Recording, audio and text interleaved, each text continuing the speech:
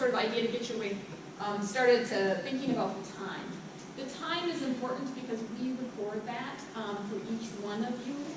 So later on, if you would like to get CLE credit for your attorney or your volunteer hours, you may.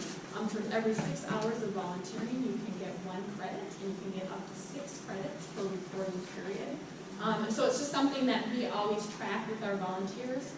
At VLN, if you forget and there's nothing in here, we put 0.25. We figure 15 minutes is about average, or at least the minimum we want to give you. So if you want credit for more than 15 minutes, go ahead and write that down. And then if later on down the line when you're filling out your forms to get your credit, you can go ahead and contact us, and we can pretty easily find out how many hours you have volunteered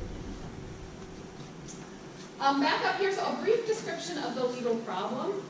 This is going to be a little different for every attorney, but I think these are just some notes so that we get a sense of what went on in this case. I think you're going to want to list what the eviction was for. Non-payment is one of the most common ones. And here, and this is actually, this is one from another clinic setting that I've changed just a little bit about, but the case was there was $5,100 owing. The client has proof of a $5,000 payment and can pay the balance. Client has a job and can pay future rent, and there was no allegation in the complaint rate June rent, but landlord demanding now. Then down here at the bottom is what we're going to need from you. Also, we're going to need to know what advice that you gave to the client. I'm going to tell you here, if you just said advised rate non-payment, that's not enough information. You need the specific sort of advice that you've given to that client. And here, they say revise the client rate, pay and stay, if you use one of those rhyming phrases, if you like. Advised rate, no amendment of the complaint permitted now, and told the client to pay and stay, and if no settlement, to demand a trial. So it's just a good example of what kind of information that we're looking for in this sheet. Moving down, the area of law, you're most likely going to check eviction answer. There's another space over there, but what you're going to be doing here is eviction answer. And then the level of service provided, legal advice only is what you're going to check. If you're moving into some of those other boxes, negotiated settlement, court representation, you'll want to make sure that you have followed the rules for how that goes within the organization to do something if it goes up in the service level. Then the attorney time with client, you want to make sure and fill that out. I want to talk down at the bottom at referrals too. This is going to be important. There are a couple of organizations I want you to be aware of for referrals. First thing is the emergency assistance and mediation. They're on site. You may be meeting with people who have already met with those. If they haven't or aren't aware of those services, make sure to refer them to those services if that client would benefit from them. Also under here, you can refer to VLN for ongoing representation. We, on our computer, are just going to have a little icon that you can click on, and we'll take those referrals through the internet. Please give us as much information as you can about why you are referring this client for full rep. So I want to talk just briefly here about our ability to place cases with attorneys, and this is particularly at VLN. So we have one housing staff attorney at VLN, and that's me, and I don't take cases. So all of the cases that we place are out with our private bar attorneys. It is difficult to place cases that are under a week, and it sounds like in Ramsey County there's a little bit longer period, but it is difficult for us to find, in particular housing law, because those time periods are quite short. And why I say this is not because I don't want you to give us a try. I think it's a really important case to send to us full rep. But I want to make sure that you give that client the most service that you can within the time that you have, because there may not be another attorney coming afterwards.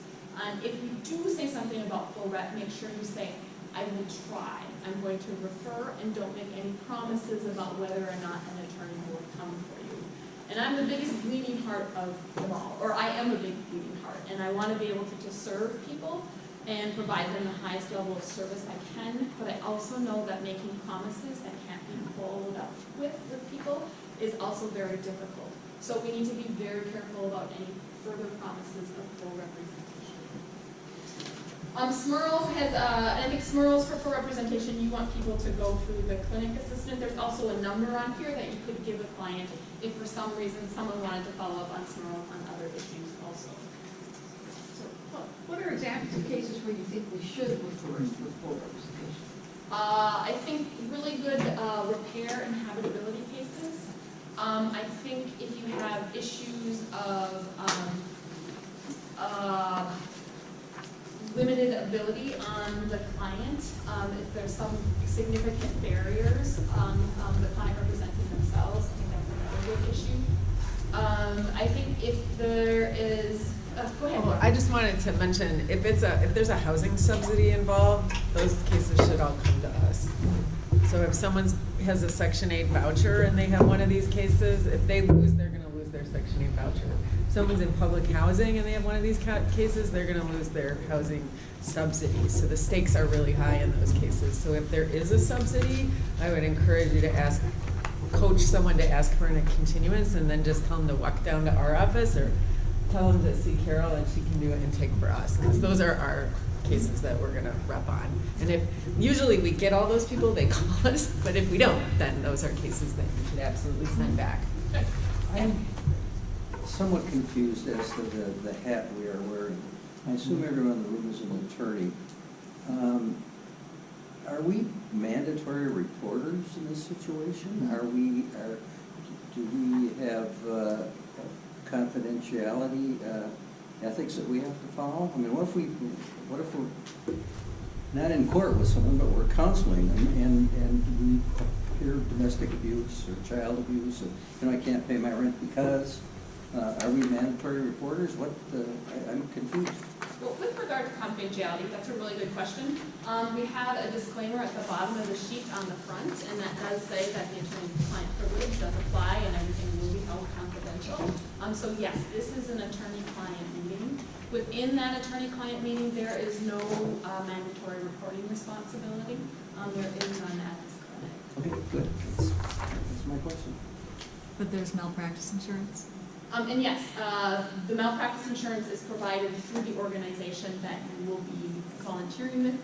It makes it really important to make sure that you are registered with either VLN or SMRLS. It's a joint project. VLN and SMRLS are very excited to be working together. However, you'll need to choose to volunteer through one organization. We're hoping to split people up reasonably equally. There are some differences in our organization, and if there's one that you feel super strongly with, please go with that. Otherwise, we're just going to kind of try to meet people out. And then if you do see differences that come up in the future and you prefer one or the other, we're a partner here, so please do what works. And what if there's a language issue? Yeah. If somebody comes in with a language issue, what happens? Excellent question, and we're coming on that.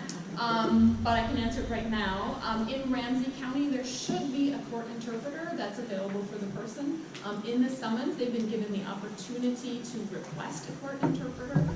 Sometimes it doesn't happen, the request isn't made, something has happened. Then what you want to do is encourage that person to ask for continuance. If for some other reason that there isn't the court interpreter available in the clinic setting, I know at least for VLN that we have a line that we can call in and get interpretation through the phone line. We ask that people be careful about that because it is very expensive, but it is something that we use in the clinic setting to have interpretation if it's necessary. And SMRLS has that same kind of service. Yep. And that's another thing you just want to, the clinic assistant will probably have flagged that for you before it even gets to it. And I just have a question. It probably won't come up, although it's with some of my other volunteering. Are you, if like the person came in and spoke a language that I spoke, is that okay, or do we still need an interpreter? If you are comfortable in the language and feel that you can communicate clearly, that's fantastic. Yeah. Sometimes you are required to get an interpreter, but so not here. No, not in the clinic setting. Oh wait, just a few more things about the Ramsey County Attorney referral is also down there, and that's, so VLN takes clients up to 300% of the federal poverty guidelines for brief advice and services. It's only 125% for full representation. Legal aid, you go up to 200% for advice cases, and we can go up to 187.5 for full reps. So if you ever get someone in between that who doesn't qualify for full rep but would like to hire an attorney, it's just another place that people can go to get connected with an attorney referral. The Ramsey County Law Clinic. Just want to make sure you're all aware of this. This is Tuesdays, every Tuesday from 1 to 4, and it's in the law library on the 18th floor, 17th, 18th floor. It's from 1 to 4, and it's for housing issues and conciliation court issues. So if someone comes in with a housing issue that either is something you don't feel you can answer, is outside this eviction defense, you can always refer people up to the housing or conciliation court clinic at the library. And we'll have those flyers for you available so you can hand them to the clients if it's appropriate. Any other questions on the clinic data sheet? Can I have a dumb question? What is emergency assistance? Like you said, if they can't pay, you send them there, but what is it? There is no such thing as a dumb question. Emergency assistance is emergency funding that's provided through the county. And a lot of times it can be used to make rental payments that are due in the past. It can also be used for other things. There's a lot of very specific requirements, but all you need to know is there's a potential for funding for people with low income, and you can send them to the emergency assistance people who will be on site to do that screening that day. So you talked about income levels for full representation, but is there going to be a BLN staff member who will be able to tell us, yes, this qualifies, and no, this doesn't? Our clinic assistant should do that screening beforehand. Okay. And it's 300% for this clinic. Right, but in terms of like, if I'm saying I think this person needs full rep, I need to know if they qualify at the income level. I would say you would talk to the clinic assistant Okay. also that, but when you send for BLN, when you send that form in, that's something that we're going to look at right away to see if it's something that they qualify. Okay. But good question. And the other thing I just have to say, we are entering into this clinic for the first time as organizations. This is brand new. So if we are going along the way and you see something that would be helpful to you or it's not going right, we appreciate people speaking up and letting us know, because this is new. And there are going to be things that come up that we weren't expecting, or how things all work. So as we get up and running, it is going to be a little bit of experiment. But with that, we appreciate feedback from people on how we might make things better. Is there a question?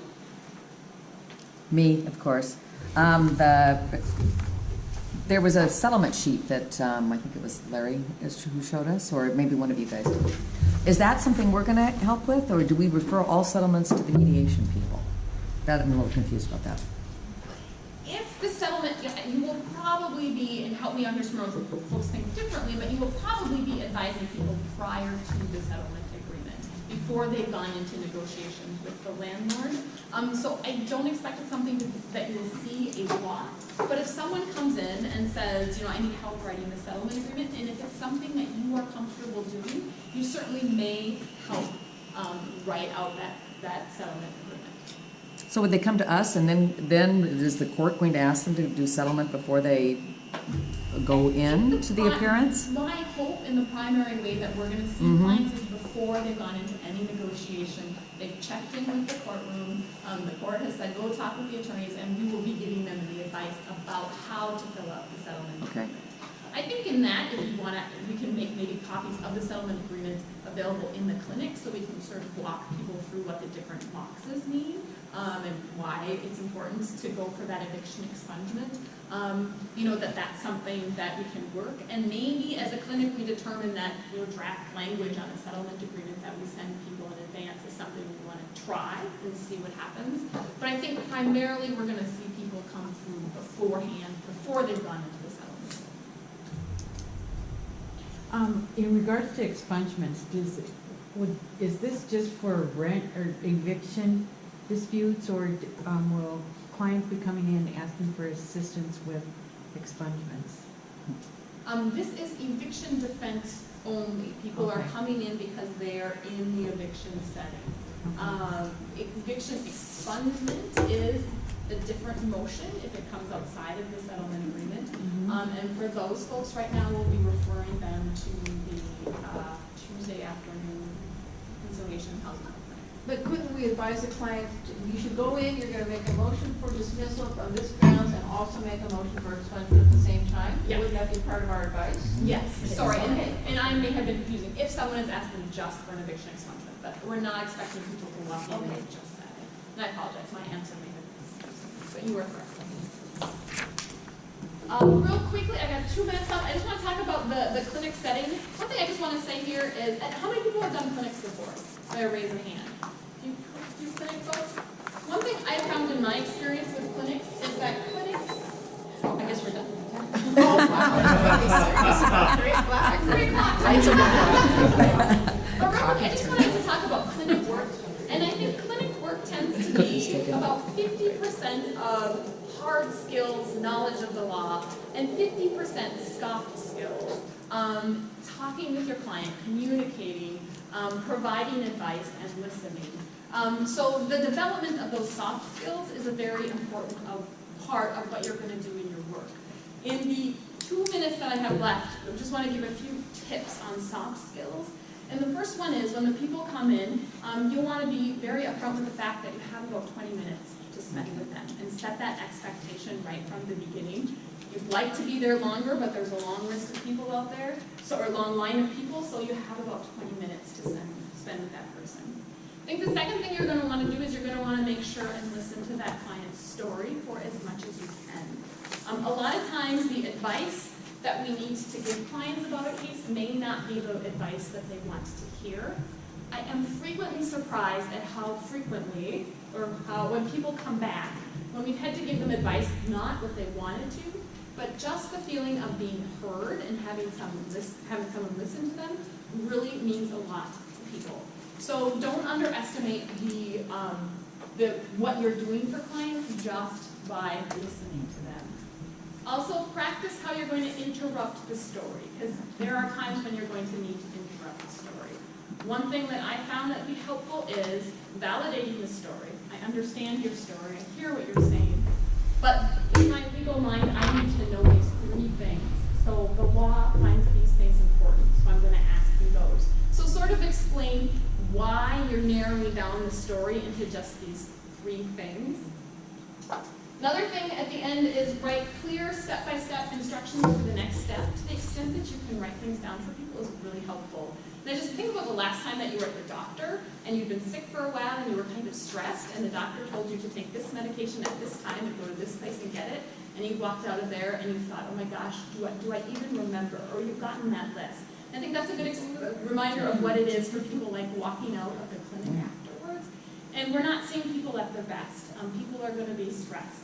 People are here because they're probably going to lose their home and they're probably going to lose it in a relatively short period of time. So we really aren't entering into people's lives on their best. So if we can help